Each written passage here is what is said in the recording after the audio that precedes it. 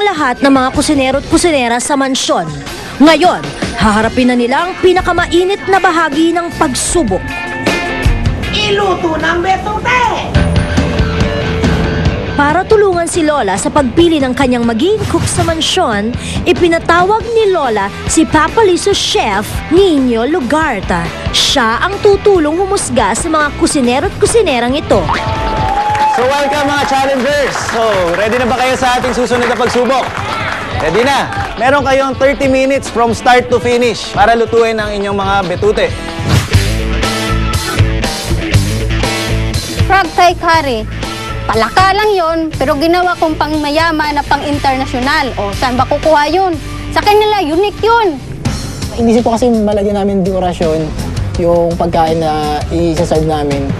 So, kasi pagka hindi mo yung pinalamanan yung palaka, iimpi siya eh. Parang mawawalan siya ng ganda dun sa plato. Ang gagawin namin, yung frog, iaano sa butter, sa garlic, na parang ipiprito. Original yung naging ginawa naming recipe pa rin ang lalabas. May criteria pala tayo sa ginagawa nating challenge ngayon. Siyempre, pinaka-importante yung lasa. 50% yung bibigay ko na point sa lasa. And of course, yung presentation, kung ano yung itsura niya, meron kayong 30 points doon. And yung quantity, kung ilan yung nahuli nyo, titignan natin kung gaano karami yung maluluto nyo within 30 minutes. Kahit busy sa pagluluto, kanya-kanya pa rin sa pag-eksena ang mga kusinero at kusinera.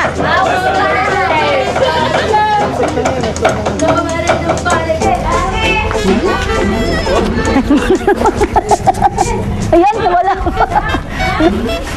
Iba to? Ayan. Ayan, ako naman, kisama ka naman.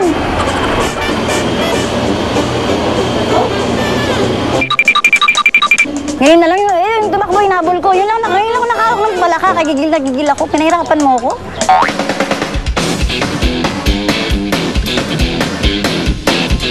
Nagbigay na si Chef Nino ng hudyat ng pagtatapos ng oras. Kaya naman ang mga cooks, paspasan na sa kanilang plating design.